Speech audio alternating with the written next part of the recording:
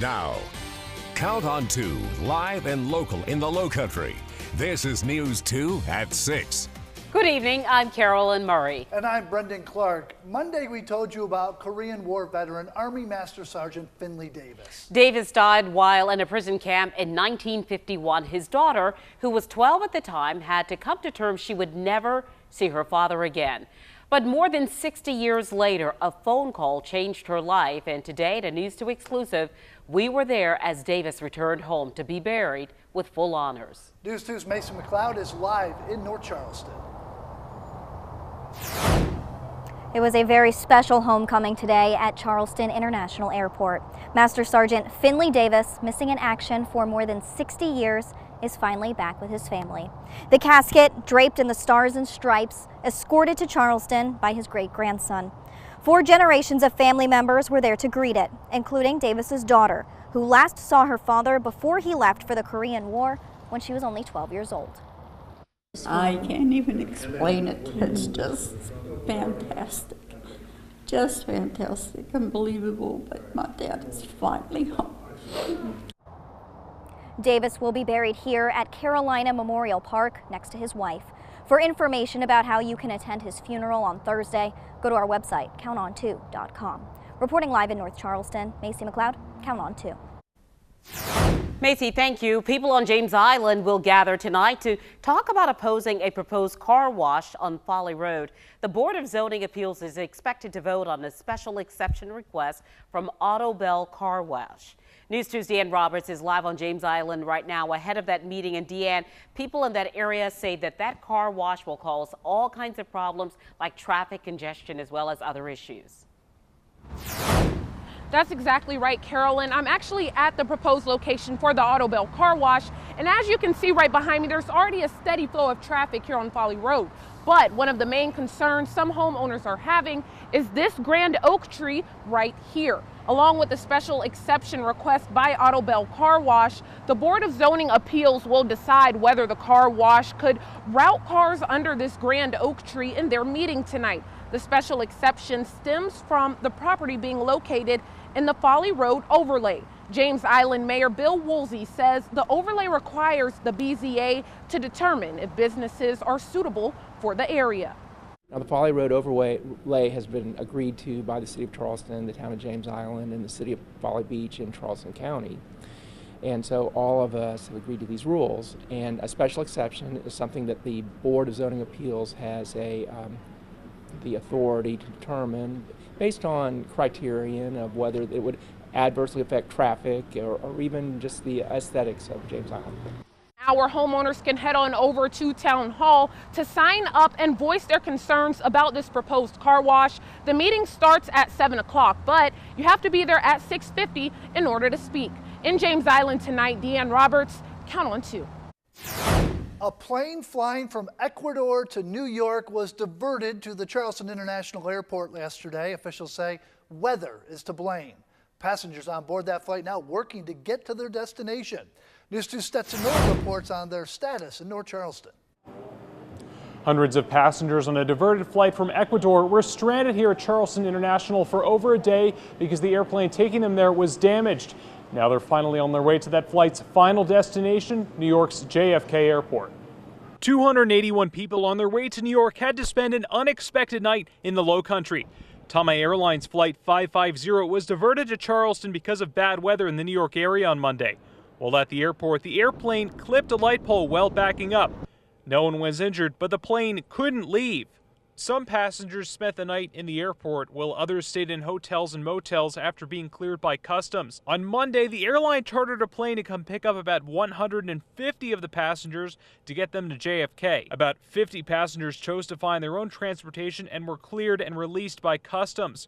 Others are still waiting for the charter plane to come back and pick the rest of them up.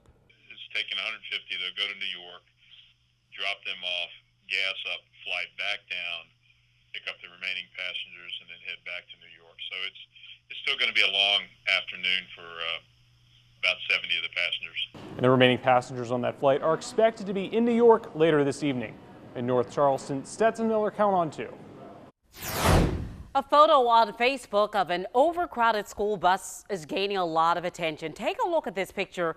This was taken on the bus. The students attend C.E. Williams Middle School. It shows students filling the seats and even sitting in the aisle of that school bus on the floor. Parents say this is a safety issue, so we reached out to Durham School Services. They released a statement to us which reads in part, "Safety is our top focus and capacity limits are to be followed by all members of our team. Following our investigation, we determined that student capacity on bus 604 was exceeded yesterday afternoon. This afternoon and tomorrow morning, our supervisor will be riding the route to ensure it runs smoothly and that students are being safely loaded. In addition, the driver is receiving retraining to ensure that this does not happen again." The South Carolina Stingrays have a new majority owner, the Zucker family, handling over controlling interest. The family served as majority owners for more than 2 decades, successful decades that include 3 Kelly Cup championships. The reins handed to Todd Halloran, a private equity investor and a big hockey fan. Halloran was raised in an ice-loving family and now has his own team here in the Lowcountry. Anita Zucker says she's sad to let go, but they'll still be around, retaining a minority interest. I am very, very fortunate to be in a position to take over an organization that has established such an incredible winning culture, a very successful organization that really is it really is a model for other minor league sports franchises. Financial details of this transaction have not been released, but we'll have much more on this story a little bit later in sports. A shooting in Goose Creek leaves a dog recovering and police searching for a suspect. Police say this shooting happened Sunday night when 6 bullets struck a trailer. The homeowner said she was sleeping right next to her dog when this happened. The dog received several sutures as a result of being hit in the head, as well as in the ear, as well as on this side, as you can see here. The homeowner said the bullets blew through her headboard where she was sleeping. What did I do? I mean, what did we do? I mean, I don't think that I have very many, an enemy in the world that really wants me dead. If you know anything about the shooting, you're asked to call Crime Stoppers. Remember, you can give information without giving your identity. The phone number for Crime Stoppers is 843-554-1111. Charleston County School District wants a resource officer inside each school by the end of the 2018-2019 academic year. And that would mean hiring and training officers for every elementary school. News 2's Libba Holland joins us now to explain what the cost may be for this extra security. Libba. Brendan, Carolyn, I attended yesterday's Operations Committee meeting where the district's head of security gave recommendations about how to make our schools safer. He gave 8 different ideas, and if all of those recommendations are put in place, the cost for CCSD student safety would be more than $4 million. But security is evolutionary, so you always have to look at what's happening today, what we foresee happening in the future, and try to adjust your security practices. Michael Riedenbach has been with CCSD for several years now, studying that evolution. His top recommendation now, a school resource officer in every elementary school. That cost $1.8 million. That would cover part of the $115,000 needed to train and equip each officer. He hopes a partnership with local jurisdictions would cover the rest. When we look at a comprehensive security assessment after something like Parkland, we engage in a full risk assessment and we see, okay, this is a potential gap that we have that we may need to fill. Some other recommendations: create a district search team to conduct random student searches. Also, hire an emergency planner. Security at school district headquarters.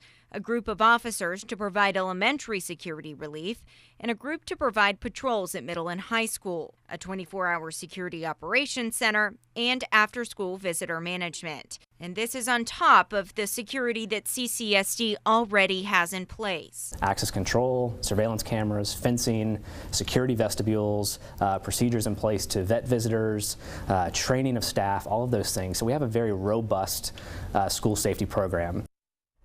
So none of the recommendations are official yet. The committee voted to allow district staff to reach out to the police jurisdictions for an SRO partnership, but that still has to go before the full board at Monday's meeting. Live in the studio, Libba Holling, Count on 2. An election runoff taking place right now on Folly Beach as voters decide who will sit on city council. Keith Bolis and William Farley are squaring off for the seat, and polls close in about 50 minutes at 7 o'clock. You can count on News 2, your local election headquarters, for all the results tonight on News 2 at 10 and 11. Next on News 2. Following the deadly prison riot, the push to ban cell phone reception inside prisons is now imminent. Coming up in tonight's Reality Check, why the Federal Communications Commission won't budge.